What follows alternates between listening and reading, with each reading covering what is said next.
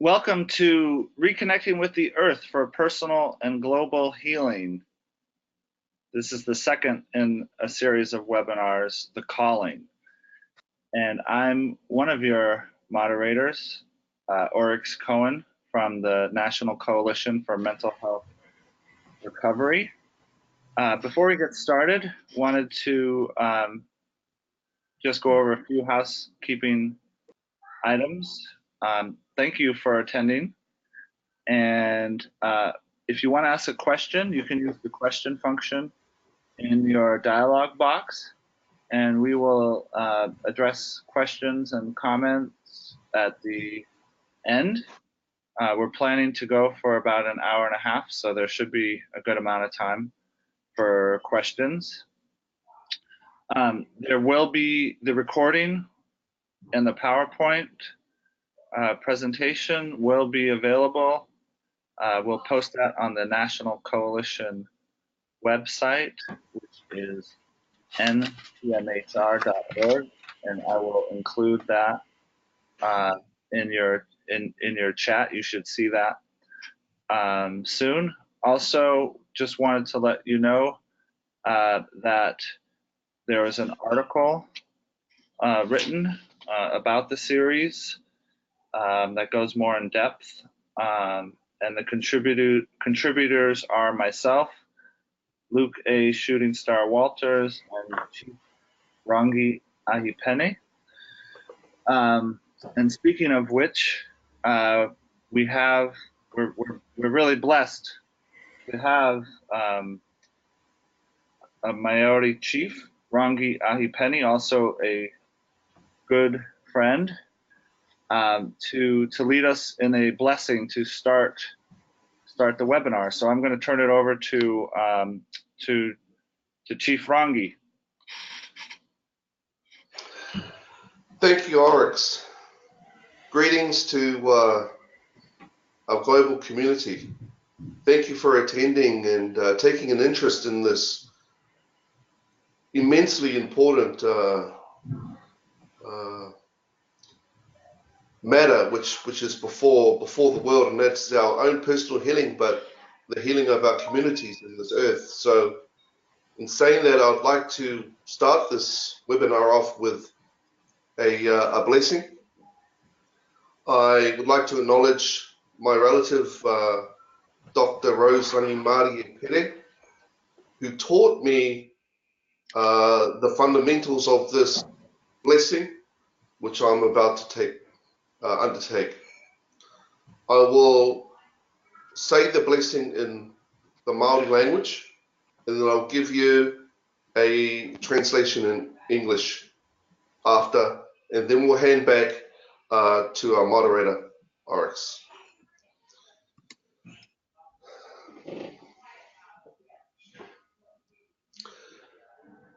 E te tino awerawa.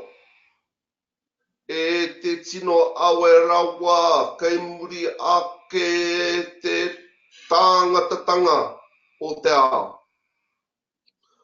Me whakarongo koe ki te whakahau o te ātuanu no rā. Pakohukia ki ngā hihi o te rā, ia tāhuna ai. Kāore kei kōnei, he wāhi mō.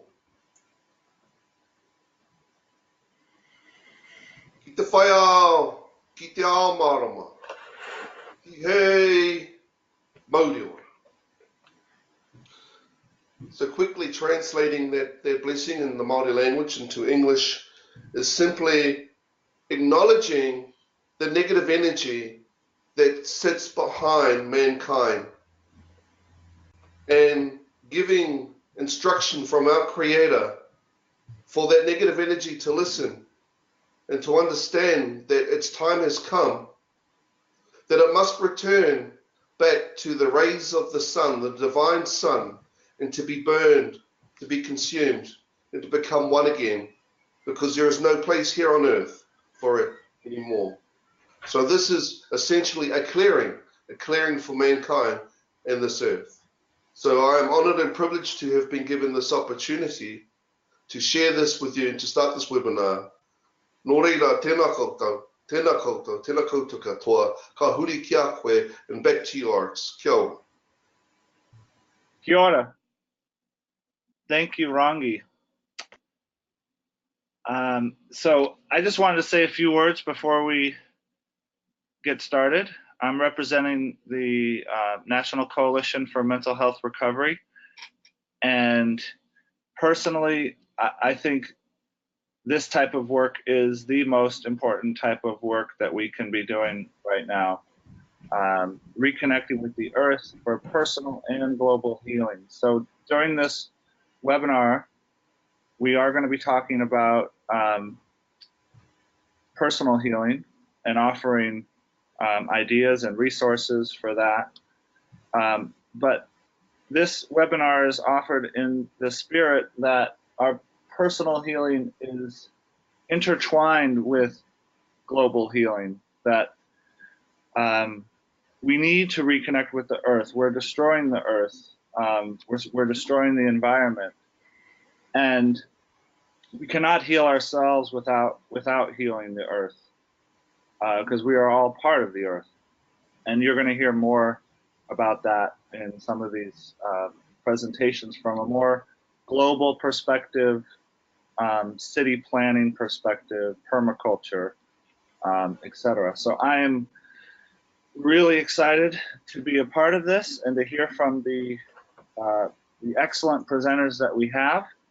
And Luke, can you unmute your mic? Luke, I want to turn it over to Luke A. Shooting Star Walters to say a few words. He's really the person that initiated this whole series. He is in English, the campaign director for the series, and he's also our Marikite, which is our prophet, our visionary for this work. So, Luke, welcome, and please say a few words. Oh, thank you, brother. Yes, I'm delighted to be here with you all and look forward to this day. Now that we have 2 webinars, we are in a much better position to be going forward. The first one was the way forward, and now we have the calling. We are indigenous to the earth. This is one central principle of our tradition. And I appreciate your belief, Brother Paris, Brother Chief Rangi, for building this together, breathing life to this. It started there when you were in New Zealand, when you were with them. We've come together very strongly. There are no passengers on Spaceship Earth. We're all crew. I'm a reverend, I'm a swami, and I'm a matikite as well. And we all play our important roles in this. I am so honored to be with you. The piece that I bring is from the Mutual Benefit Society that I founded, which is about symbiosis. It's about many of us together benefiting from each other's pieces. It's called Global Community Designs. And that doesn't mean schematics, layouts, plans, and documents. It means a big picture. I came upon this tradition as a epiphany, because what I do is I consider the big picture and the connections, strategic collaboration, which this is a great example, and we're continuing it. I'm so pleased. Seeking the common ground. Wow, what is the similarity that we all have, you know? Well, I considered that permaculture and wellness support have very powerful common ground because it's part of the same coin. Those of us that have experienced crisis, those of us that have experienced wellness, those of us that have noticed the planetary crisis, those of us that have been to the depths of the most severe trauma and crisis and returned, we're coming at it from 2 places and coming together in the middle. My story is a strong one, and that's what's brought me to this. People ask me, Why am I so driven? Where do I get this from? What is this cause about? Well, wellness support and permaculture have what in common is permaculture people, they see the crisis on the planet and they change their lifestyle to become more in line with a wellness, homeostasis, sustainable wellness. We in wellness support, we've experienced trauma and extreme stress and crisis, and the ripple effect has led to tremendous difficulties, and we've found the strength within to recover and find wellness. So we're coming at it from two directions, and there's so much common ground. What is the ripple effect? How do these events lead to extremes? Well, we have a great opportunity.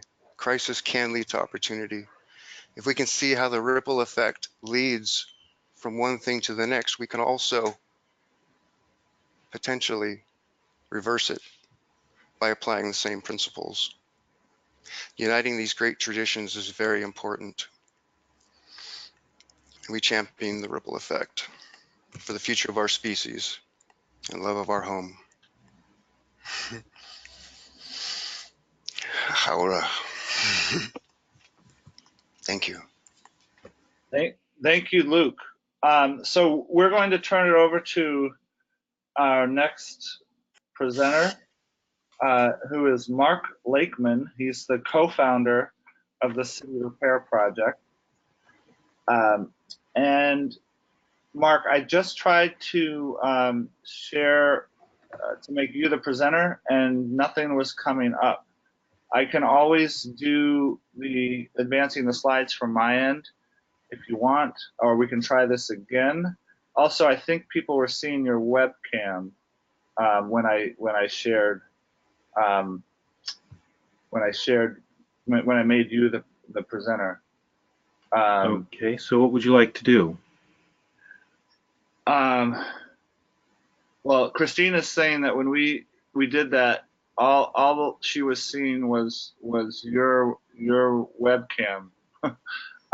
So we might want to just do it from my end. Okay, Okay. that sounds fine. I'll just close mine and see what's happening on the screen I'm sharing with you. Okay, great. Let's go to the first slide after this one. Okay, so I'm going to be talking about the context that we live in, the political, social, geographic, architectural, planning, economic context, ecological context that humanity is finding ourselves in, and in particular, we are in the context of the United States, and so this gives us a chance to talk about intensely, I'll just say it, dystopic patterns, because we live in a landscape characterized by colonization, in which many of these kinds of patterns I was describing generally earlier have not been generated by the community, so they don't really necessarily reflect a community will or even the patterns of our behavior. And when we're talking about mental, physical health, spiritual health, it's important in the USA for people who live here to realize that we don't fundamentally live in villages that are expressive of the ways that we, daily or annually, cyclically enact, ways to engage our problems and convert them into opportunities and then inhabit our solutions.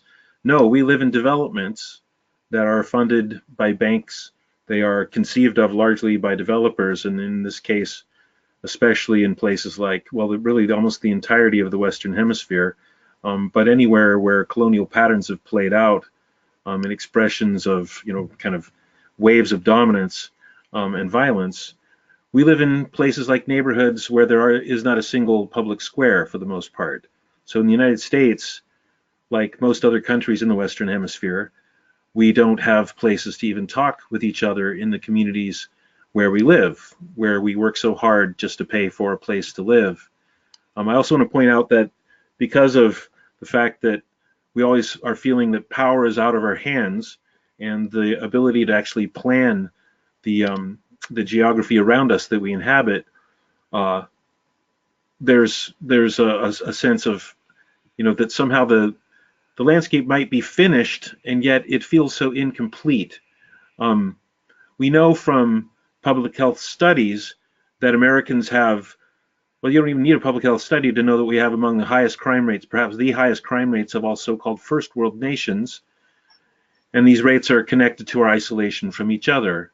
We also know that across the board, besides kind of generalized crime, we murder, we commit suicide, we commit theft, and a number of other kind of aberrant expressions that are largely a consequence of our isolation from each other and the utter lack of a larger sense of self, which I think we'll be talking about in many different cases through the day with the other speakers. So we're individuated. We find ourselves alone. We don't have a cumulative sense of power with each other. Not only do we not have a sense of agency locally, but we don't have agency with each other. And we end up having to deliberate through voting or through some form of advocacy if a beneficial modification is to happen in our environment. So I want to dive into these slides and start talking about solution stories. If any of what I just said seems vague, I think we'll be shining some light on it and illuminating both the problems and the solutions as I go through these slides. So this first one, this is the first little free library supposedly built in the world back in 1996. It inspired the Little Free Library movement, which really got a big start in 2009 with the emergence of an organization out of Madison, Wisconsin that carries this forward across the globe. But the idea of micro libraries started in Portland as a guerrilla behavior that was spreading around the city, where people were taking basically stuff and working with foster kids to create installations that would animate public space. And what was revolutionary at the time was that it wasn't legal to do cultural things out in the spaces between our homes. We didn't have the power to put in something as simple as a bench without asking for permission. And it certainly wasn't legal to put a place for books, my God, books out in the public right-of-way. So we actually did this initially illegally, and within a few months it was legalized because we were able to point out to our city council that by doing this we would meet a lot of long-standing benchmarks and goals for community development, for making streets safer, for engaging youth, and addressing a lot of public health concerns. And in our proposal we were saying we will make the streets safer, we will help people to talk. It will surely result in diminished crime rates and other indicators of stress. And with all of the problems bearing down on us, the City Council of Portland unanimously legalized not only the installation of these little things, but the revolutionizing of the entire residential roadway, right-of-way infrastructure of the city, so that we could convert it all into cultural space, gathering places. Next slide, please. So vaulting ahead a couple of decades, we're now working in gigantic circumstances. All of this work is basically, its veracity has been verified over time, growing to larger and larger scales, to the point where now we've been recently funded by the Rockefeller Foundation, working as one of 10 teams to address essentially climate-related issues in all 99 cities around the Bay Area. Not our team working on 99, but the 10 teams focusing on the diverse circumstances in the Bay, and the Rockefeller Foundation hoping that somehow this Bay Area can be the tipping point for the rest of the planet. And what you're seeing here is the conversion. This image is describing the tip of Mare Island at the north end of the Bay Area, across from Vallejo, where we're proposing to convert 3 million square feet of underutilized naval architecture, actually abandoned naval architecture, to create live-work environments so that immigrants and homeless people will be able to have living wage jobs, live with their families, and build the resilient technology that the rest of the Bay Area region needs in order to address climate change. And basically one obvious thing that we're saying here is that by not bringing our problems together, such as houselessness, such as hostility toward immigration, and at the same time our need to create simple systems like gray water systems or solar hot water systems or even humanure systems, by not bringing these issues together, we're missing gigantic opportunities, and we're probably resulting in a lot of neglect and distress. Next image, please. this is just a closer in vision of the repurposing of that naval architecture. These are basically expressions of what is, there's a kind of this new term that's emerged called agrihoods, where people in neighborhoods actually grow their own food. And it also connotes the idea that they're organized, they make decisions together, it's democratized landscape, not just a place for growing food. Next image, please. So imagine the idea that you actually take people who are looking for work and desperately need work, and you give them something to do that actually benefits the rest of the population as well as themselves. So in permaculture, we're always talking about taking issues and stacking them in order to create sort of systemic solutions, and that's the approach we're taking here. Here's another one I'll just touch on briefly. As people know, California is in extended drought condition. Here we are proposing to convert the water catch, or rather the sewer system of the majority of the San Francisco watershed, Islakes Creek, into a gigantic water catchment system. So instead of using the streets as a way of getting rid of the water that's coming down on the city, we reverse the way that we think about it, and we alter the system in order to use it to catch water that the state of California so desperately needs. So here we are just thinking differently to meet challenges. And one obvious outcome of all of this is that a disempowered, disengaged population suddenly has a completely changed sense of possibility on their horizon.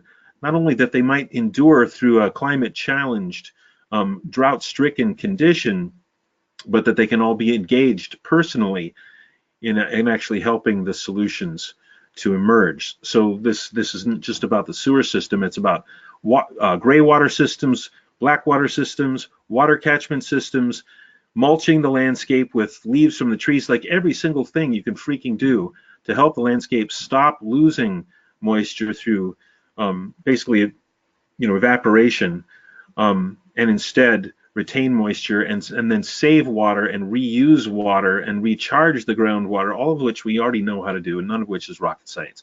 Next, please. So this is our diagnosis of the condition. On the left, we're looking at an aerial view of one of the most spectacular indigenous villages in the world. This is a Dogon village in Western Africa in the country of Mali. And you can see that it's really spectacular in the way that the pathways converge. The intersections actually are gathering places, basically to say that where our lives come together, where our pathways converge, our lives should be, coming into confluence with each other. The block structures actually are characterized by open spaces where people are able to interact with each other every day. And the overall sort of statement here is that the landscape they inhabit is an expression of their very nature, and it meets their needs. It helps them to talk all the time and collaborate all the time. On the right, we're looking at the typical American Western sort of hemispheric condition, where it's really laid out as a development mechanism. It's not characterized by cultural development as much as it is characterized by the drive to profit off of each other. And I know these are gross oversimplifications, but they hold true. On the left, you see gathering places everywhere because the people are deciding their own settlement patterns, and on the right, there isn't a single public square in the entire city for more than 150 years, and that's Portland, Oregon. Next slide, please. So obviously you have a landscape on one hand where people are talking and they're not isolated whatsoever, and they have the ability to create at will, and on the right hand, you have a place that is isolated by design where people feel powerless perpetually and they know almost no one around them. We are all familiar with this kind of phenomena. This slide that you're looking at here is just to basically point out that we're laid out like a monopoly board in the Western Hemisphere. And actually Lizzie Magie, who invented the game Monopoly, created it as a way for people living in our condition to play their own experience. So you go around and around this game collecting a little bit in order to keep going. Hopefully you notice right away that the only form of commons is a jail and a parking lot. And you're actually tearing out housing in order to put in hotels. You're playing gentrification as if that's fun. And there's not a single community center, there's not a single public square or park or any kind of form of commons, other than the fact that the jail and the parking lot is where you might meet somebody else.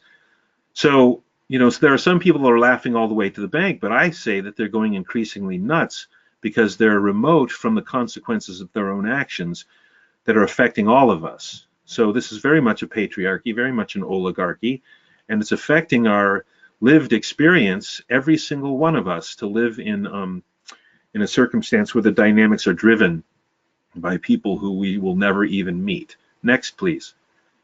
It calls the question of what really is a democracy. So this system, I mean, as an activist, I have to tell you, after more than a couple of decades of working continuously on this problem, that it's no accident that the Roman colonial grid, which has been cast over, the entirety of the United States, is designed not just to organize conquered territories, it's designed to obfuscate our human proclivity for creative expression and problem solving.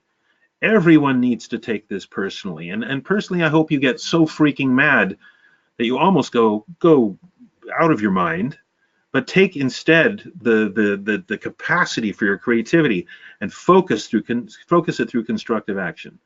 Next, please. So obviously we're talking about a mental health context here. If people are feeling desperate and isolated, it's going to play out in all kinds of ways. And all the strategies that we want to talk about in order to affect healing in ourselves, even if it's just personal, are going to be ineffectual, I think, in the long term without somehow shifting the conditions that are creating this paradoxical experience we're in. This image here is just to remind us that the village isn't really made out of stuff as much as it's made out of us. The human life force is what we should be focusing on, and use architecture and use planning and use all kinds of different programs that we might think of as a means to build community instead of just building stuff. I tell you, I have traveled the world and I've seen the most beautiful ruins. And everywhere I go and I see ruins, I say, yeah, great, beautiful structural stuff, but lousy social architecture. Next, please. So it reminds me of this little game I like to play with chessboards. I call it the Revolt of the Pawns. You start off sort of setting things up where you have people separated by their superficial differences. You have some light people on the left, some dark people on the right. I like to pretend that there are community organizers in there somewhere, and they come out in the middle of the night and they talk to each other, they apologize for how the game always goes, or everyone dies. They point out to each other that the game is unsustainable by design. And in this case, you can see that they've decided to switch sides and start talking with the other pawns. And they're basically saying, hey, you guys are always talking about getting out of the box and thinking out of the box. Don't you realize, you fools, that we're in boxes? Next slide, please. Fortunately, they managed to get into small groups with facilitators, and they're sitting there talking with each other about their experiences of isolation and feeling powerless. And you might call this facilitated group therapy if you like. Next image, please. Of course, the realization that they've all been going through this together leads to a kind of a new determination. But rather than just kicking the oppressive oligarchy off of the board, what we've been engaged in, really worldwide in many different countries, has been a new way of thinking and a new form of community building for the last few decades. Next slide, please. And it looks a lot more like this, where people are saying, hey, wait a second, maybe the game doesn't have to be unsustainable. Maybe the game never has to end. And the organizers are saying, all right, let's see if we can see each other's face. How interesting. The grid starts to take the form of a circle, and everyone's saying that they want to help, and they start to share their ideas. Next image, please. Beautiful thing is that once one chessboard starts to act out, another chessboard starts to act out. In fact, all of the other chessboards start to hear what's going on, and you can see they're kind of talking around and walking and sharing ideas and perspectives. And actually, the kings and queens are getting a little nervous at this point because they're worried that the pawns are actually going to figure out, that the whole thing is based on exploiting people that actually do all the work to power the society. Next image, please. Which is actually what needs to happen. The pawns need to realize that they are doing the work to power the entire society, and yet they're perpetually feeling powerless.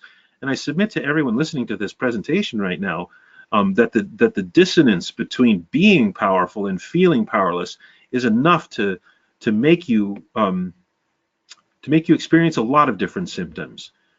Next, please. So the point of this little exercise, this little metaphor, is to just say, what we're doing in our work is to stand our ground. We're working with more than 700 communities in our city alone to transform wherever they are, basically to re-village wherever they are. If they find themselves feeling powerless and living with people with whom they don't even speak, to somehow question all of that and transform the mundane into the miraculous. And I'm going to show you images of this at many different scales where people are transforming streets into public squares. In fact, we have a program now for transforming streets into public squares for free. Every one of the 95 neighborhoods of the city of Portland can transform as many street intersections into public squares as they want to for free, and the Department of Transportation is helping us. So what you're seeing here is something beautiful, where the ponds and everyone else on the board are saying, you know, maybe this place doesn't have to just be a place where we're always smashing into each other. Maybe we can actually plant gardens and create places for gathering and places for celebration. We can have a harvest festival with 3 Asian pears and a squash, and even some hot tubs at the lower end of the slide. And I'm being completely silly here, but I'm actually absolutely serious at the same time. This is what we're talking about, changing the world entirely. Next slide, please. All right. So this is what's actually happening in the city of Portland, where people live. That's actually a street intersection with people getting married. They met at their solar-powered self-service 24-hour tea station there at the lower edge of the slide. That's where they met. Now they're being married by their own neighbors. They've obviously shut down traffic. They're surrounded by their family and friends from blocks around. Next slide, please. This is what we did in the city of Portland back in the early 80s. To create the first and only public square in the history of the city, we had to have a local social revolution.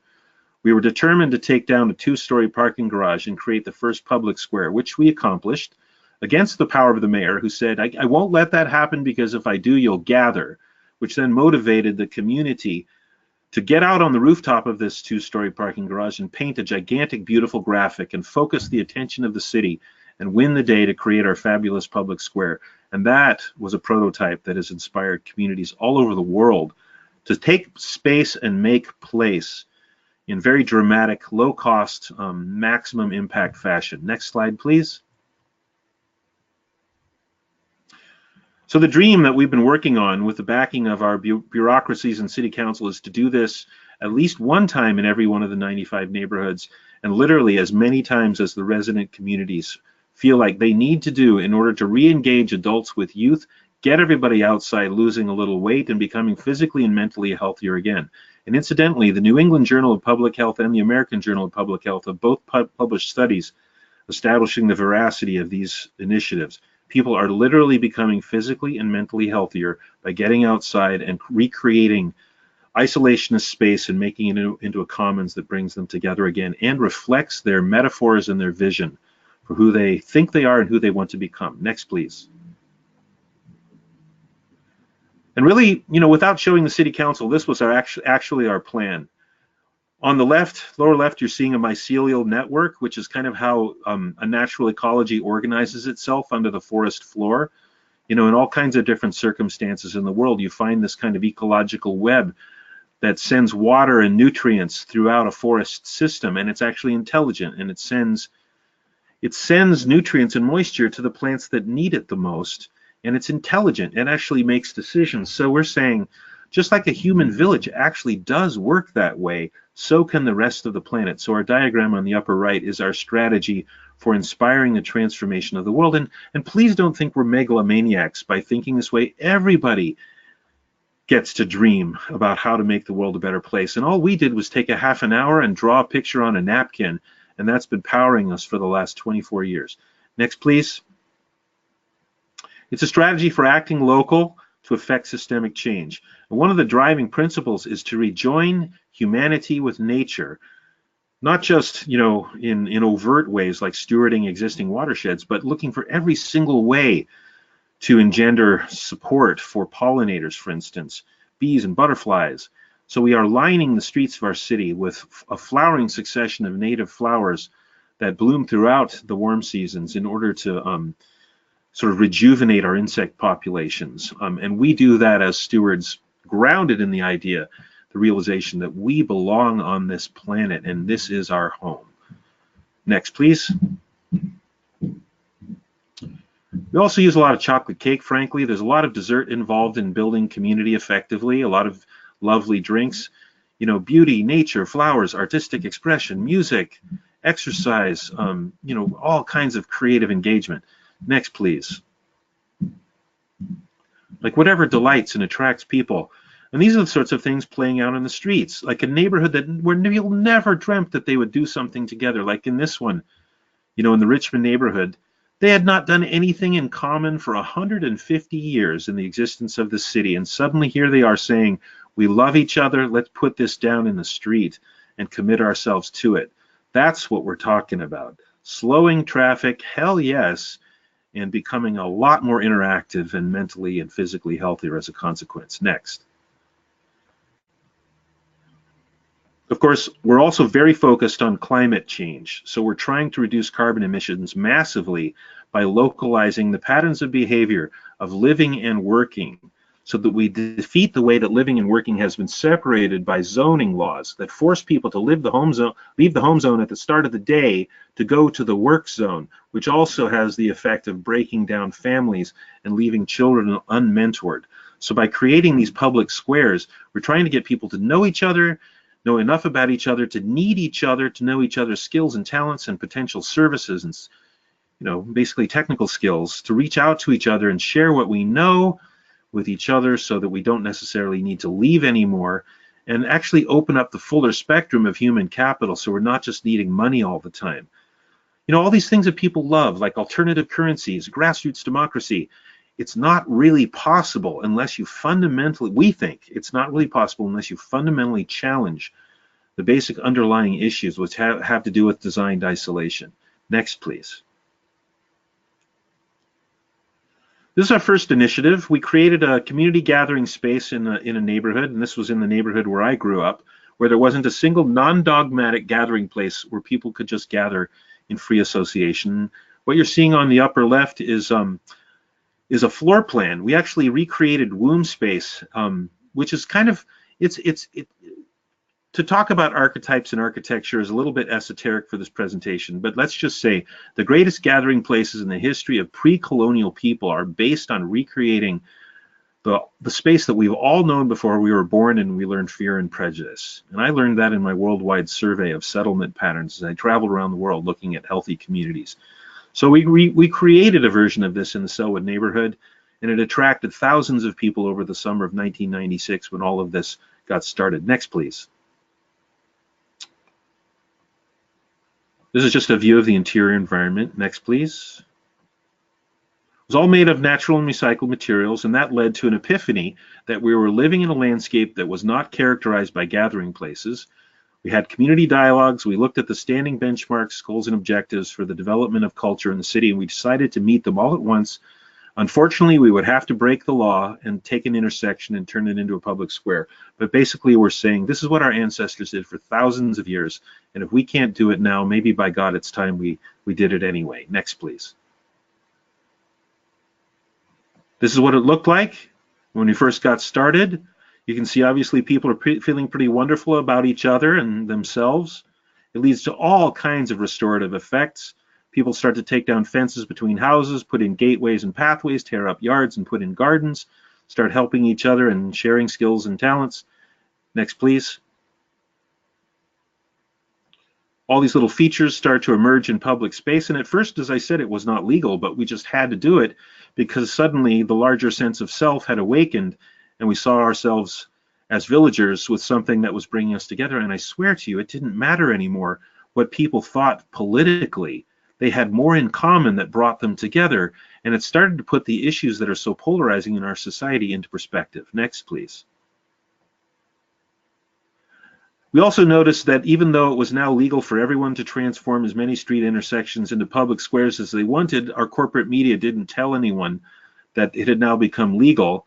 So we decided to create a mobile outreach vehicle, literally a mobile placemaking peace machine, we called it, that would go out into the city and basically take the news out that something had changed for everyone. Next, please. Oh, this was called the Tea Horse, by the way.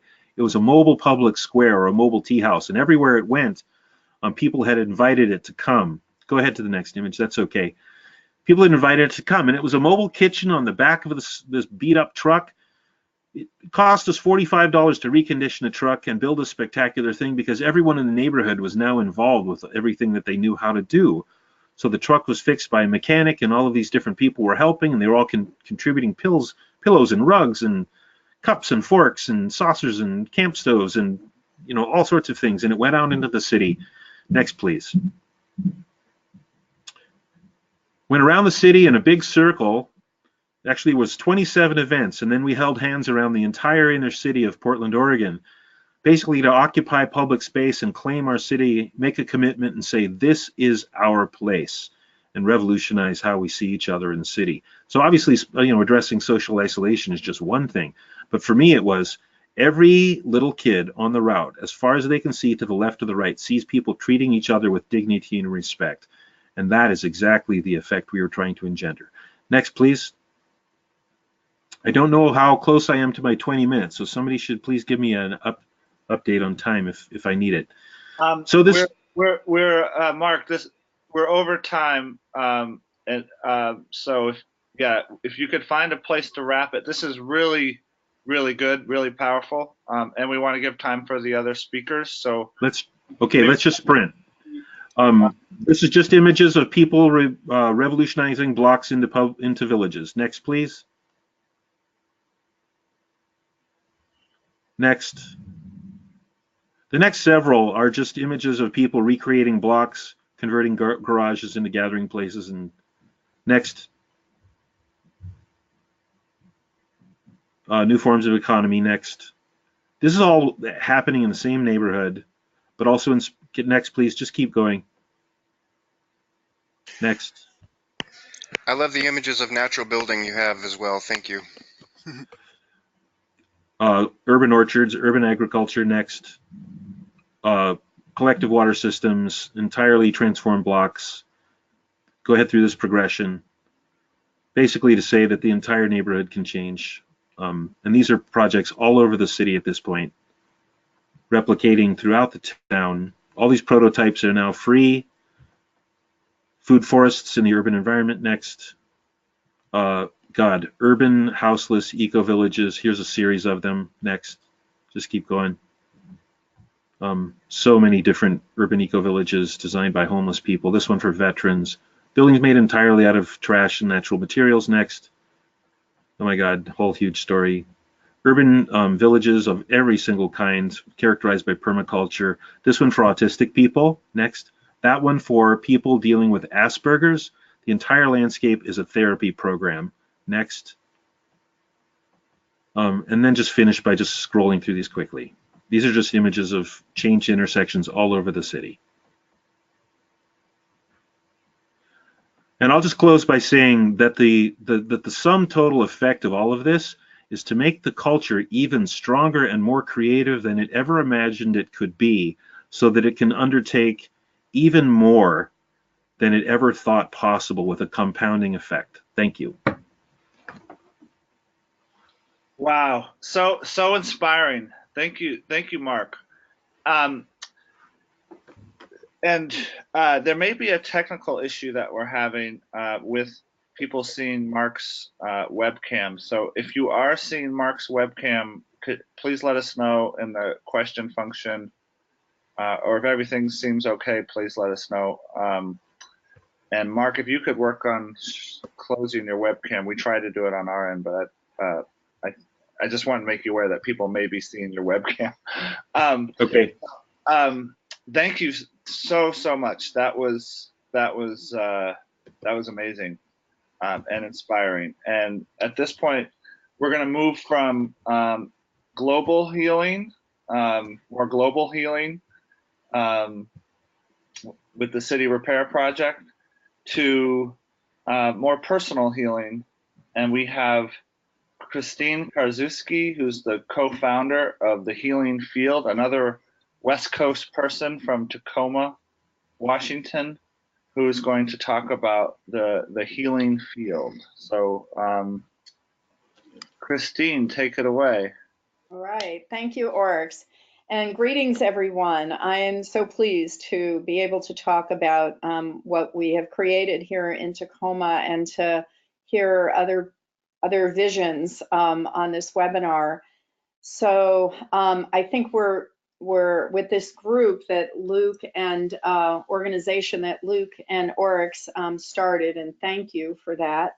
I think that everyone participating is certainly following the direction and guidance of Thich Nhat Hanh. Let us share the vision and make it possible for great love to arise, because that's really the bottom line, is love.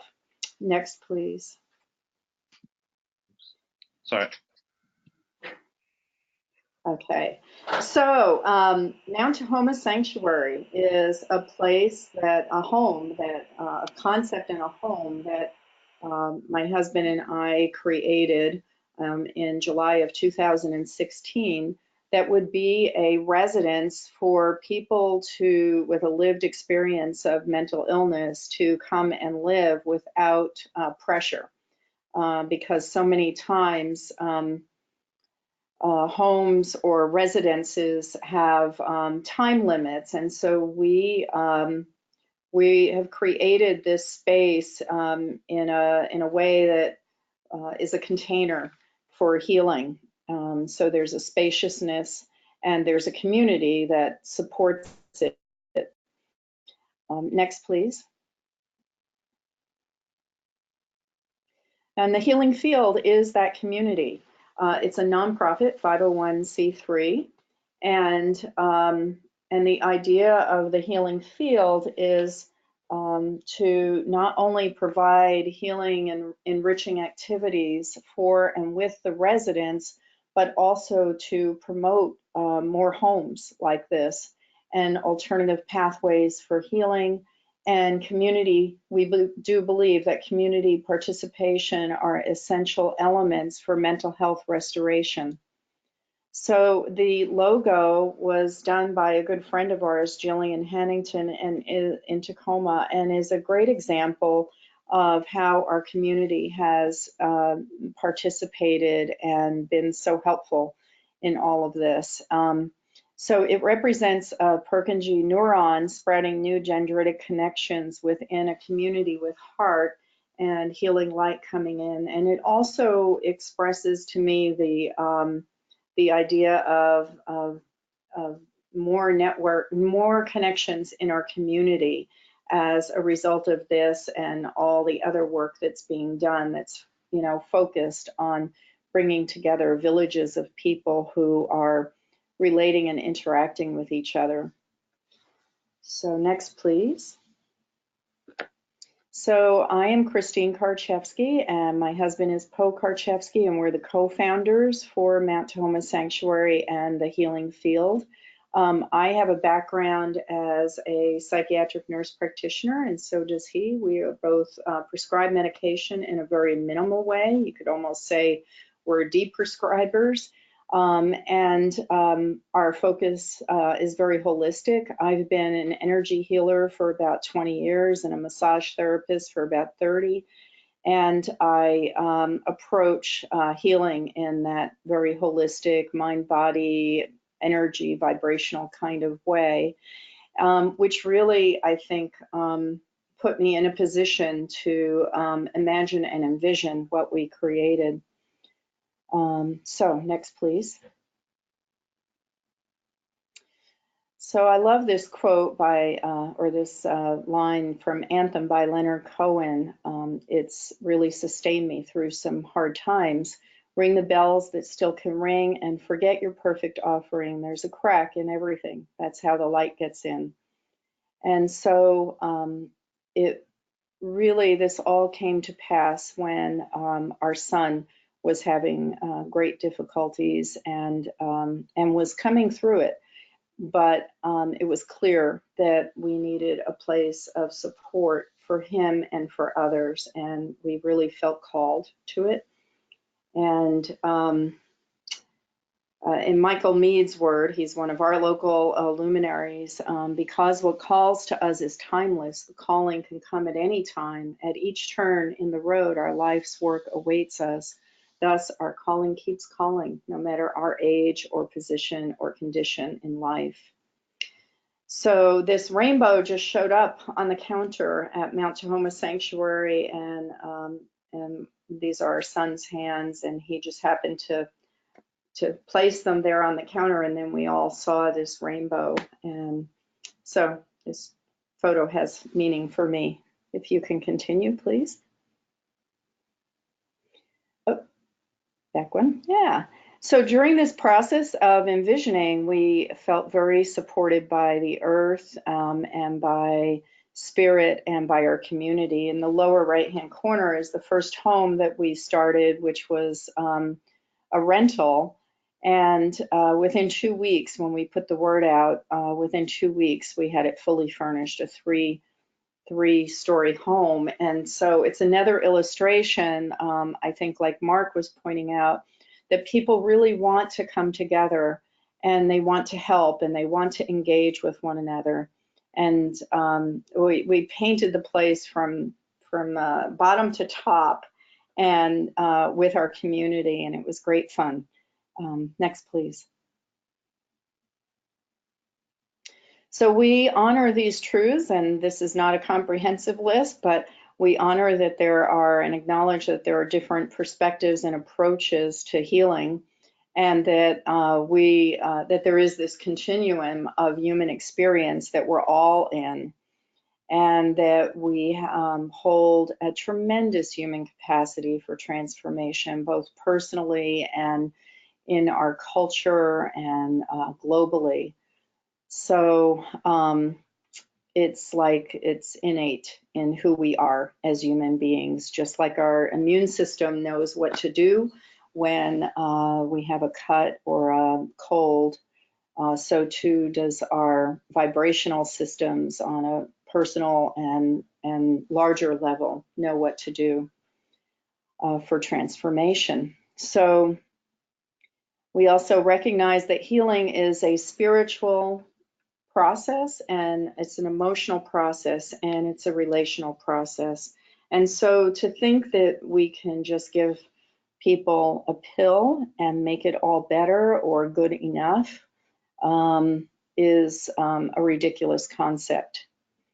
And we also adhere to the idea that energy is meant to flow, that there has to be a giving and receiving, and an inviting and an ease for us to create our visions, to manifest our vision. And so with the sanctuary, we invite our community in, and people come and do all kinds of things. They're share a talent, maybe just once a year, but then they're invited to everything else that we do there. And so they're able to receive on personal levels and to give on a community level. Next, please.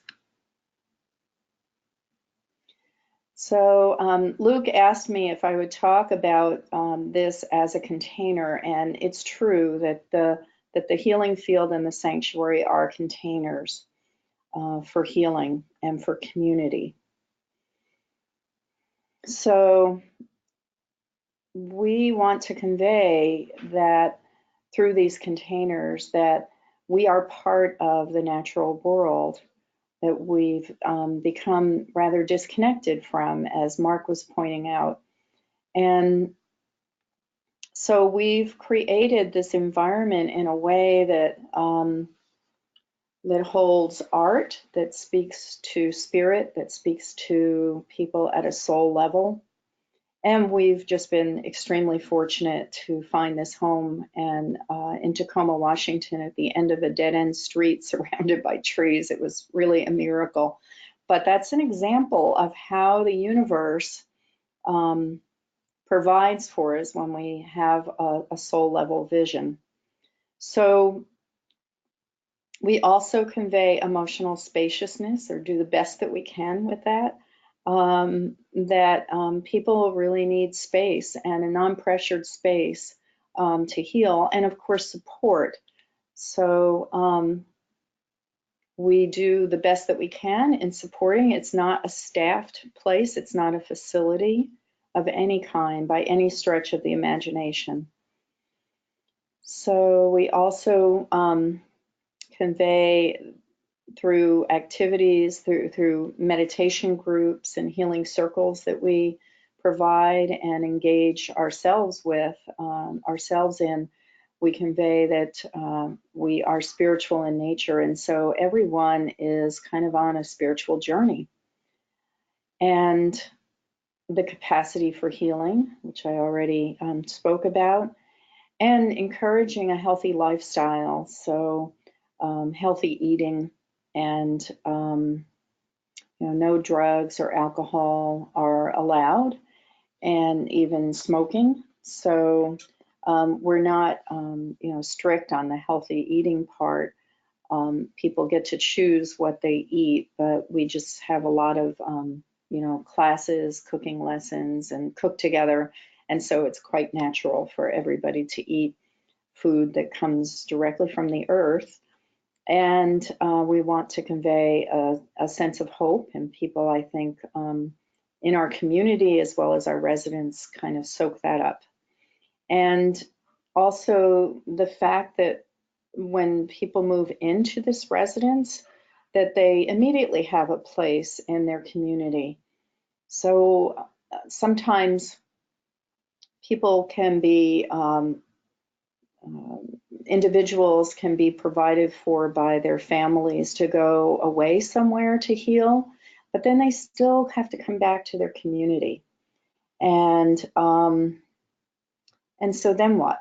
Then they have to reorganize themselves to find that place in their community. And we wanted to create something that was right in the community, that would be low cost, or really it's all it costs is rent, a minimal amount of rent to live here. And we also, of course, support people in finding meaning in their journey and belonging. I think that our residents do have a sense of belonging, and this can't be emphasized enough, I think, in and of itself, that belonging is so central and so fundamental to who we are as human beings. We all need to feel that we belong, and probably everyone has had an experience, or more than one, of not belonging, and how that feels is pretty wretched.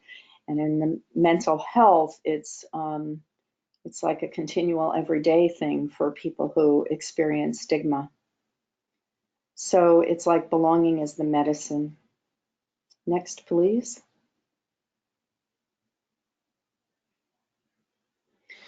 So one of the things we love to do is cook and eat together. And this is a way that we all heal and live and can thrive. I can tell you that I eat healthier when I eat with the guys at the sanctuary. And in the lower right-hand corner is a photograph of some gardens that we're putting in fresh this year. And in the top right-hand corner is we're making spring rolls together.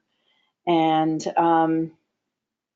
we make sauerkraut, so that probiotic healing essence of sauerkraut. We love it.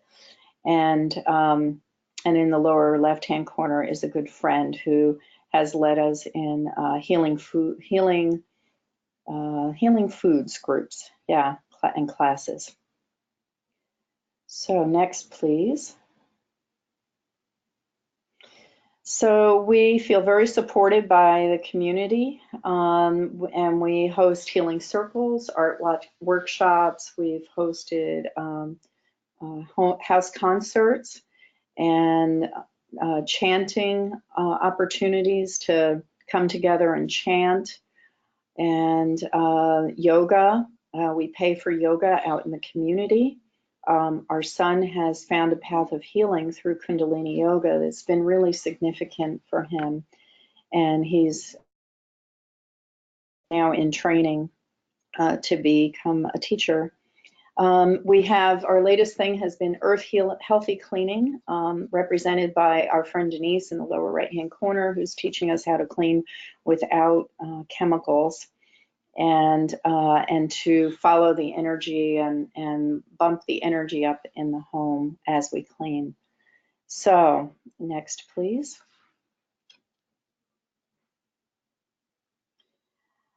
So this is in the center. There is an example that there's this is a rose mandala that we created in ceremony last year at spring solstice or summer solstice, excuse me.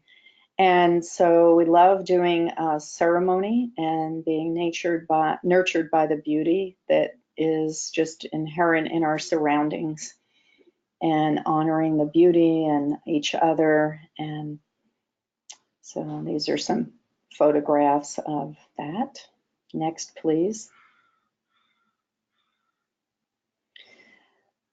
Our home is, because it's not staffed and we're constantly evolving and creating this.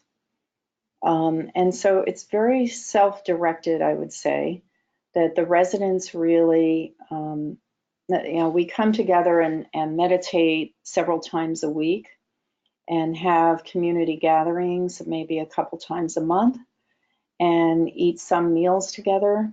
And we also ask that they have, if they need counseling, that they have what support that they need that's already a resource in our community. And so otherwise, it's really a self-directed. They get the spaciousness to really move their life forward. And this, I think, is very transformative. Next, please. So Mount Tahoma Sanctuary is affordable, and it's an affordable model. It is a boarding home legal structure legally. It's not a group home or a facility, and it is enriched by the healing field community. And together we feel that that this is a model. The essence of it could be a model for other communities. Next, please. So we feel that isolation and dependence and depressing environments are very typical of mental health housing or homes or residential facilities. And yet the holy grail is that people become dependent and move into their own apartment. And of course, that's fine maybe for some people, but for a majority of people with or without struggles of this type, it's hard to live alone. So we just see that people can go from depression and isolation and dependence to interdependence and rejoicing in life and finding a great path, a fulfilling path. Next, please. So the healing field is evolving. I've already talked about that, and that we want to promote uplifting homes. So we're kind of on the cusp of that. We're working on that. And alternative pathways for healing and community participation. Next, please. This is written by one of our residents. My experience in the past with living in so-called mental health housing has been that I felt isolated, unmotivated to change and grow, and cut off from my authentic self of who I am and wish to become. Now that I am at Mount Tahoma Sanctuary, I've had the chance to go back to school, be immersed in spiritual growth, and a powerful connection to my authentic being. I praise the concept of the sanctuary, and we praise him and our other residents. It's really been a magical and beautiful journey. I think I'll wrap it up here. I have much more to say, but I think I'm out of time. And I thank you all for listening. Thank you, Chris. This is Luke. I think you have a book coming that you're writing, so people will be able to read a lot more in that. Thanks. Thank Go you. ahead, Eric's. Yep. Yeah, thank you so much. This has been an amazing webinar so far, and to cap it off, we have Paris Williams, who's the author of Rethinking Madness, and also involved with a lot of other projects that he's going to be talking about. And I think this is a perfect way to kind of encapsulate what we've been talking about in this webinar. Thrilled to have Paris with us. He's a good friend. He's also joining us from New Zealand, as is Rangi. They're neighbors in New Zealand. So this is truly an international webinar. And so I'm going to try now at this point to share, to have you see Paris's screen, and we'll see if this works.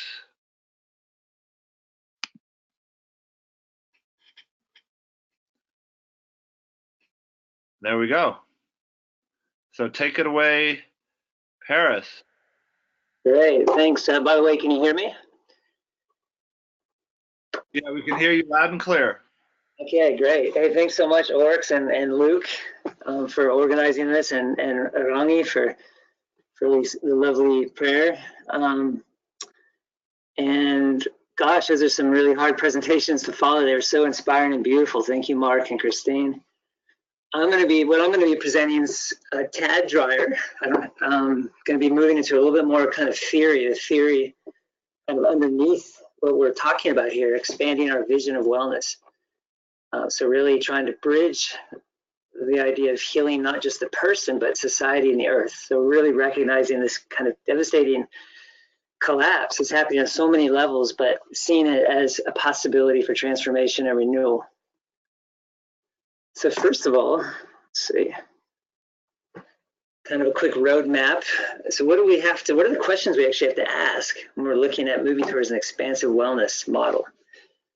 And I'm just going to really briefly, I'm just going to touch on these briefly, and I'll send you to more resources where you can go into a lot more depth about these things, but touch on each of these questions. So the first question is, well, what do we actually even mean by a living organism, a living system? Not just a person, but we're talking about more than just human beings. We're talking about human society, ecosystems, the earth, our fellow earthlings. What do we mean by wellness versus distress? What do we mean by the self when we talk about the self? What role do extreme states play in healing? That's something I've done a lot of work around, especially in my book, Rethinking Madness. I've really captured that. And how do we best support people and living beings and living systems going through transformational crisis? And what are the mutual benefits of supporting both people and the earth through crisis? Since it's sort of all unfolding right now, isn't it? So what is an organism? It's an interesting history I don't have time to go into, but NASA, when they were trying to find life on Mars and other planets, they had to ask this question, well, what is actually life? And James Lovelock, a NASA scientist, came up with the Gaia theory, essentially, even though it's really deeply rooted in all the indigenous societies, have recognized that all living beings, living systems, and the earth in general have so much in common. They're all living, and what they essentially share is this innate desire and capacity to survive and thrive. They're all self-organizing. And they all seem to share this basic process of continuously assessing the needs. And again, whether you're a bacteria or a redwood tree or a human being or a dog, we all do this. We're continuously assessing our needs, whether it's conscious or not, which leads to a motivation in the form of humans. We experience this as emotion, which compels us to act to try to meet the need. So for example, let's say my need for companionship isn't being met. I'm going to naturally feel an emotion of probably loneliness or sadness, and it's going to compel me to reach out and connect to somebody to then complete the circle. If I'm hungry, if my need for blood sugar is not met, I'm going to feel hungry. I'm going to go to the fridge, make a sandwich to meet that need. So this is happening on every level all the time within all living beings and living systems. And this is just a basic list of human needs, very refined, but most people, I think we all can relate to all these basic kind of core human needs: existence, maintaining my physical body's existence, safety, peace, and ease.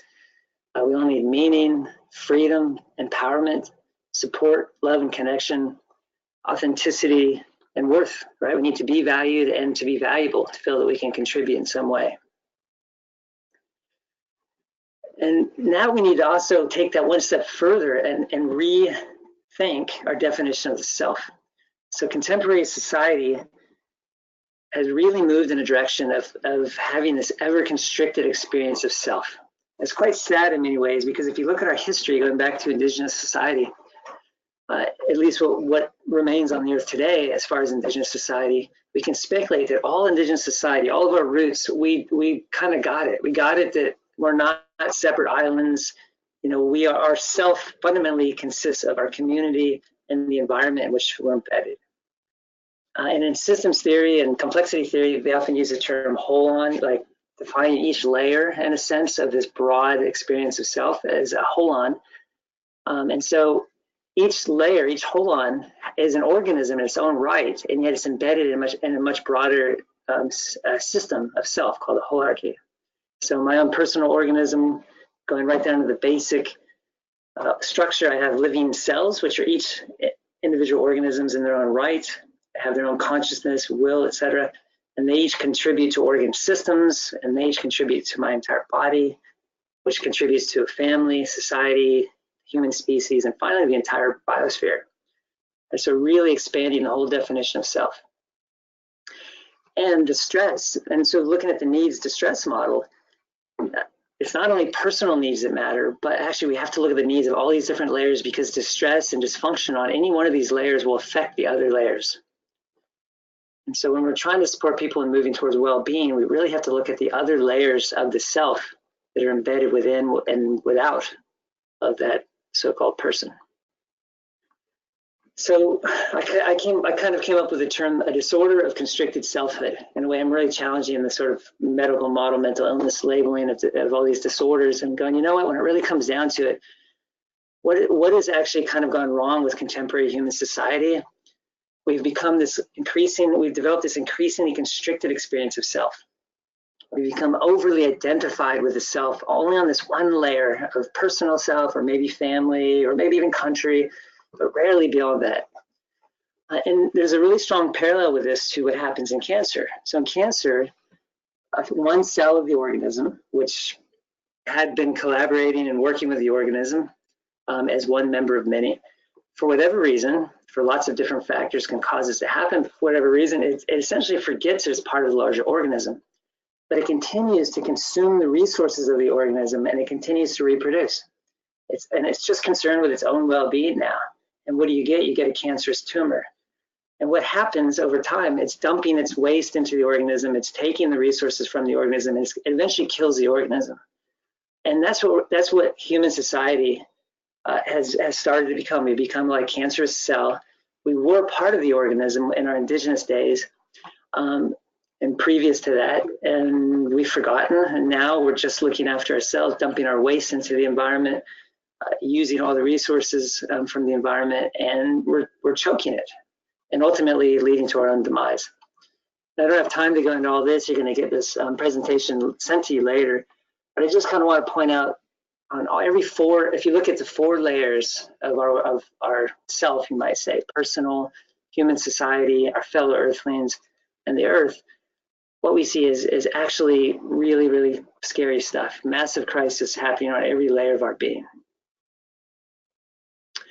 So now that I've kind of painted that real kind of nutshell picture of the idea of the self and wellness, what does it mean to actually support? What does wellness support mean?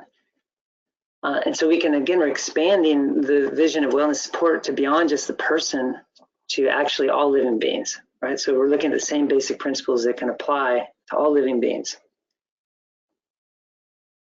So going back to this basic model of what all living organisms do, essentially we're supporting this. So when we're in the role of a wellness support person, we're not an expert that's coming to fix the problem.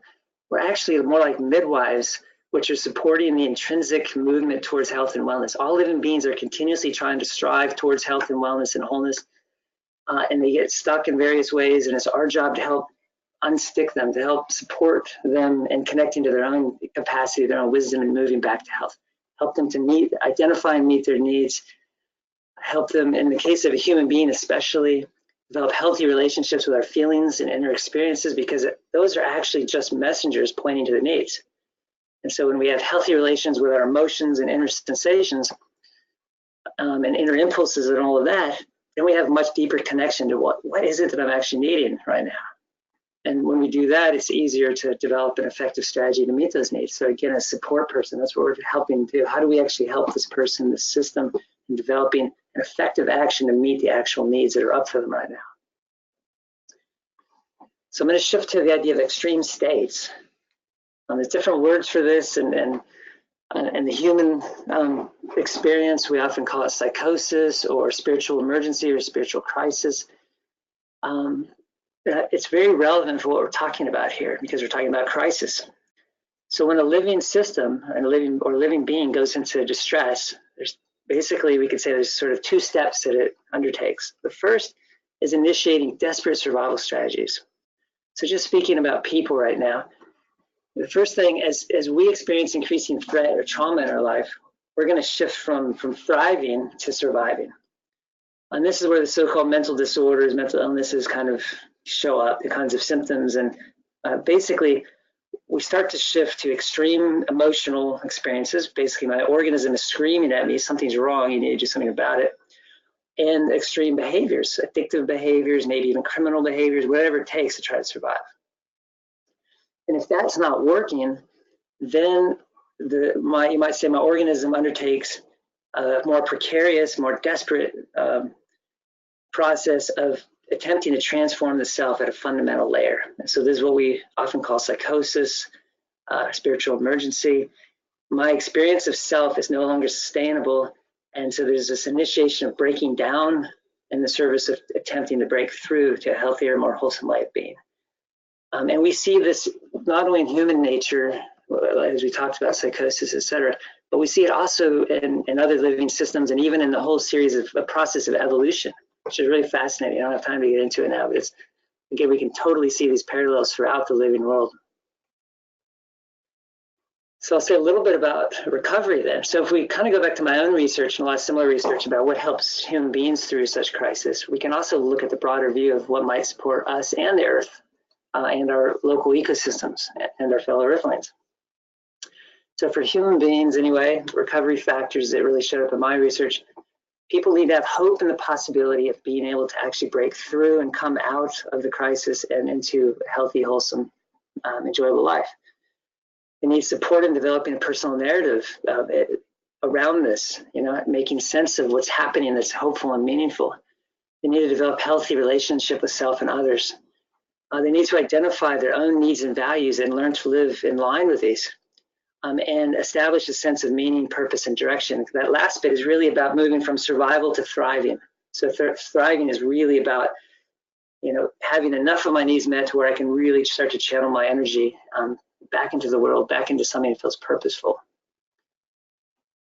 And then the transformations that people who have gone through such crises and come out the other side, what we generally find, in a nutshell, is a more expansive, more flexible experience of the self. It's really what it kind of comes down to. At least that's my own interpretation of what I've seen in all the years of work I've done in this field and research. And I think it really makes sense. Again, on a personal level, we're seeing someone move from an unhealthy, constricted experience of self to a much more healthy, wholesome, expansive, and flexible experience of the self. And this is something that we really need to support our entire human society in doing. And of course, the benefits that go with that are obvious: well-being, greater equanimity and resilience, and of course, healthier relationship with self and others. So kind of putting on, I know I'm throwing a lot at you, and again, I'm going to give you some resources so you can dive in a bit deeper if you like, but kind of putting this all together when we're actually looking at, when we want to support wellness recovery process, there's really 2 things that need to happen. Whether it's a person or a living system that's in crisis and we want to support them coming through. First, establishing and maintaining effective communication, collaborative relations with themselves and others. So that's kind of clear in the case of human beings, of course, developing a healthy relationship with self and others, and no doubt, of course, that's really helpful. But we also see that in ecosystems, like Mark was talking about, mycelial networks, and the importance of actually all the different living organisms needing to be able to connect and communicate with each other. So moving into permaculture and these kinds of approaches actually really help ecosystems reestablish that kind of communication. And the second factor is the capacity to experience growth. Again, it's shifting from surviving to thriving. So as humans, we experience this subjectively as moving towards meaning, purpose, direction. And then within the broader living systems, ecosystems, etc., we see this as the intrinsic movement of a distressed or destroyed ecosystem back to a climax state, beautiful process to watch. I actually when I did my ecology degree, I did research around this, and it was beautiful to just watch, you know, a devastated ecosystem and just seeing all the pioneer species coming in and just paving the way, you know, for the more fragile and more climax species to eventually take over. Yeah. So its wisdom is there. We just have to support it. So now looking more specifically at an ecologically based healing, ecologically based programs, we've already seen some amazing examples from Christine and Mark. And I just want to add to that by saying, well, there's, for people, for those of us who've been in the field, you'll probably recognize Soteria style madness sanctuaries, open dialogue approaches. These are more family systems models for supporting people through extreme states. Or shamanic type mentoring, kind of indigenous type mentoring, what we often call peer-based support now. People with lived experience of crisis and transformation being able to support others who are in the midst of crisis. So these are the basic models that are actually out there right now for us to draw from. And so if we actually expand those same basic models and their principles to include more ecological, the ecological principles, including wellness of the earth and the environment, then we end up with this a real ecologically based wellness model. And the main three principles I say of that model are, first, working with organismic wisdom. Remember, we're midwives. We're supporting this intrinsic transformative process. We don't have to be an expert and come in and fix it. The wisdom's already there. We just have to help the person connect to that wisdom and find out what's getting in the way, what's blocking the nourishment, and then support that process along. Effective healing requires a container. So again, with humans going through crisis, as Christine talked about quite a bit, Soteria models, etc., creating a container where people could have maximal freedom, you know, to really experience thriving and growth, but also there's enough safety. Right? So this is kind of creating that kind of container. And in ecosystems that have been devastated, you find that these, what we usually think of as weeds, which are, you know, pioneer species, they tend to be really thorny, harsh things. They come in and they actually create a container. They draw the nutrients, they create deep taproots, they draw the nutrients from deep in the earth. They create a very hostile kind of environment for other non-wanted critters and things to keep them out so that the more fragile ecosystem can eventually develop. So this container is really important. And then sustainable recovery also requires attending to the well-being of again, those different layers of self, both within the nutritional level and without, our family, our environment, et cetera. So these three principles are really key to any kind of ecologically based wellness model, in my opinion. And such a model has mutual benefits for both Earth and the individual. So you can kind of reflect back to what Mark and Christine were talking about, these models. They presented some excellent models which really embody what I'm saying here. And you can see how it really can help both the individuals going through crisis on one hand and society and the earth on the other. So the individuals obviously get that support and healthy self-connection, healthy connection with others, with the earth, with other living beings, and provides meaningful purpose and direction for them. And then for the earth, such individuals who go through such crisis, you know, as we've seen, as they come out the other side successfully and are supported in coming through that, they naturally experience a more expansive, flexible experience of the self. And this is exactly what human society needs. We need like an army of people who have gone through these kinds of experiences to, you know, the wounded healer archetype, to show the rest of us the way, you know, how to expand out of that constricted selfhood and kind of re-engage with the broader earth. And these are the kinds of people that really have what it takes to do that, in my opinion. And part of that too is they can think outside the box. People who've been through such crisis, you know, they've popped out of the box of consensus reality, often, sometimes not exactly in a pleasant way. But they've had the experience that is so much more than this limited consensus reality. And that's exactly what we need. We need deeply creative solutions right now. So final piece here. So we have lots of different wellness organizations doing amazing things right now: physical health, mental health, human rights, animal rights, environmentalists, et cetera, all doing really great stuff. But they often end up working like little islands unto themselves. And what's a real personal passion of mine and this charity that I'm beginning, that I'll share a little bit more in a moment, is trying to support all these different groups and actually coming together. And that's exactly what this kind of webinar is all about. How do we actually recognize that we're all on the same team? We're all working for well-being for the whole being. We're all on the same ship of humanity, which is heading to disaster. And it's going to take all hands on deck to avert that catastrophe. So I really want to inspire and find out creative solutions to continue creating hubs and networks within and among these different wellness organizations. So I'm going to close on this quote by Martin Luther King Jr. that I really like. I think it really speaks to this well. We are tied together in the single garment of destiny, caught in an inescapable network of mutuality. And whatever affects one directly affects all indirectly. For some strange reason, I can never be what I ought to be until you are what you ought to be. And you can never be what you ought to be until I am what I ought to be. So I'm just kind of finishing here on this page. Again, you're going to have this, you're going to get this handout emailed to you, or at least available in some way, or take care of that. And this is just kind of the basic principles of what we're doing in this charity that I've been working really hard on establishing, which is, again, trying to really look holistically, bring the different pieces together, invite creativity, invite discussion. So I've intentionally developed this website and charity to be relatively open-ended, because it's like a living organism. If you have too much of a preconceived idea of where it's supposed to go, you're just going to stop its growth. And so I really want to recognize that as humanity right now, we have a lot of growing and healing to do, and we got a very short time to do it. And it's going to take a lot of trust in our own organismic wisdom, and willingness and ability to connect more fully and deeply with each other and with the world around us. And so that's really kind of what I'm trying to inspire here with the work that we're doing with this particular charity. And then finally, for those of you who haven't heard of my book, Rethinking Madness, it talks a lot about supporting especially people through extreme state crisis.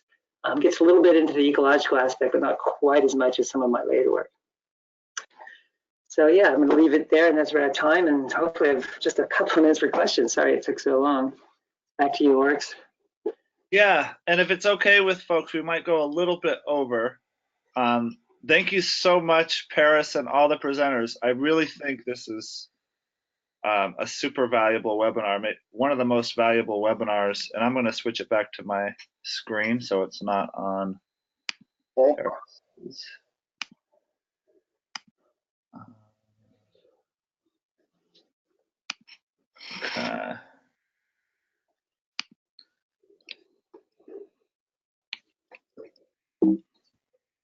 Yeah, I was just saying that I think that this has been one of the most valuable webinars I've been a part of, and for everybody who is on this right now, I really encourage you to share it once it's archived and available on the Coalition website.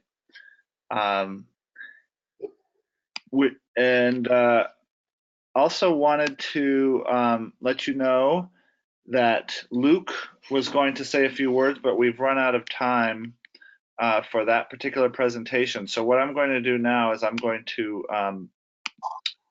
give you the website in your chat, and at this website, Allied Circles, you can get a hold of Luke's presentation, and he'll also say a few words before we close about it, which is also kind of regarding next steps.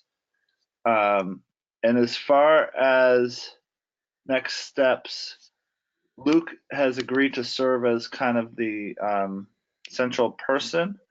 So I am also sharing his email for you all. If you want to stay in contact, the best way is to email Luke here at this email address. So we don't have a whole lot of time for questions, but it seems like the core question is similar, and I just wanted to read some of the comments that you're giving us too.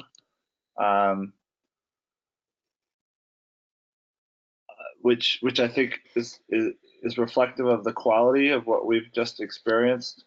All of this is so amazing. It is so close to the atmosphere of what I am trying to do in to bring all our communities together worldwide. This is Nicholas Siegel.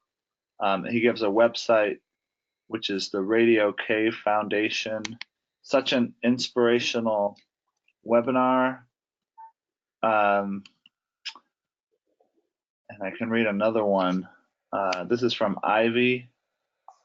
I just had a young volunteer collect our signatures to clean up Lake Okeechobee in the Indian River in Florida, USA. And I suggested we take the algae-filled lake and transport it to a desert area in the US rather than dump into our rivers and oceans. He was so knowledgeable and said a man in India had done something so similar, and the lake is filled with excellent nutrients to do just that. I love your message, and if you can get your hands on Lake Okeechobee's nutrient-rich algae-filled waters and muck to transport to create a desert oasis, count me in as a volunteer supporter. Thank you, Ivy, and great idea. She also had a question which is related to some of the other questions that people had, which is basically how can we recreate this model on a national level? All of the ideas tonight from each speaker are fabulous. And then we had another question about how can we do this in areas where people may kind of inherently know that this needs to be done, but are not actively doing much. So yeah, how can we bring this to more places is the question. And you can unmute yourselves now at this point, speakers. This is Luke. I would like to hear from Chief Rangi and Paris about how you envision bringing that around your parts, because I noticed some inspiration to do just that. I live in Portland, and we're at a mecca of where it's happening. Would you like to begin, Rangi? Yes,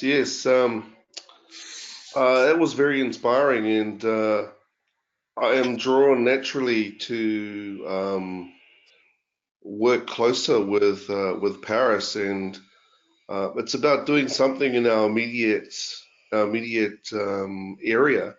And I think if everyone in their own little areas can find other people who are similar-minded and start using these models, and I think it's about sharing this knowledge and this way of being with others and making it conscious, and so that they can start using this as a guideline to run their organizations by, because there's a lot of organizations out there, particularly community organizations, that want to achieve these outcomes of wellness, but are using models that are opposite to the principles that have been talked about in this webinar. So I think we're going to have a really good coffee, Paris. Yeah, looking forward to it. What is that expression? Think globally, act locally. So absolutely, keeping sight of the big picture, but then recognizing that, sorry about all the cliches, but that's why the cliches, we have to be the change that we want to see in the world. It ultimately comes down to us and taking our power back. We can't look to harmful industries and the politicians that they support as being the answer. That system is so broken. But we have to recognize that actually who sponsors those industries, who keeps them in business, it's us. So if we take our power back, we quit giving them our money, we start becoming more self-sustainable, growing our own food, more conscious of where our dollars are going and the impact of our behaviors. That's how we're going to change the world. So I think it's the only way we're going to do it. Yeah, Paris, you took the words out of my head with be the change, And in Mark's presentation, we saw that it is possible. We might think we're powerless, but large or small, all of our efforts matter. Just one drop is all it takes. He gave us some proof that we were successful, and others can be successful in other regions as well. We've provided a lot of great content on the models that are useful, and I'm going to follow up with some examples of how we apply these models in other areas and what's happening already. Earth Dance International is an event series that's been going on for a long time, where people can find each other and share these messages on big scales. Festival Fire magazine is promoting these new cultural transformations. And I have a lot of examples of circular economics, collaborative designs for getting together, and closed systems like what you said, Paris, and what Christine said, you know, the container for health, wellness, recovery, safety to happen. It's on a micro scale and it can be on a macro scale. So I'd like to say something about that micro scale. And I love the concept of the ripple effect, the reality of that. And I think that I think living and experiencing your vision in your body is really, really important. And like walking in the energy of that vision for creating community or a project or whatever it is, and of course joining with others, and also the idea of creating community wherever you go, you know, the grocery store, the park, wherever it is, that you're connecting, that we're connecting with another human being, or at least open to that. And I just feel that that as we experience or as we build this energy and actually live it on a moment-to-moment basis, I think from that micro level to the macro level, it's important on all of those levels. Thank you. Yeah, I'm feeling filled up. I'm feeling like this is the work that I want to be doing, and I'm really thinking that people need to see this webinar, and we need to get this out there. Again, help from the attendees is appreciated to help get this out. But And this, Oryx, let's not forget to mention the work that reconnects. You said right there, this is the important work, man. right, Very important. right. Reconnects. So we've gone a little bit over, but I'm wondering, Luke, if you want to just say a few words to close it out, if you had anything else that you wanted to say. And I wanted to thank you very much for being our Matikite and our campaign director, and having people be able to contact you for next steps. But did you want to? Is there going to be another webinar? My pleasure. My pleasure. What's coming up next? Well, we would like to achieve a rhythmic schedule of at least 2 of these per year. So the next date that is tentatively being looked at is the International Day of Peace, September 21st. So if we can do Earth Day and September 21st consistently, you know, to begin with, that'd be great.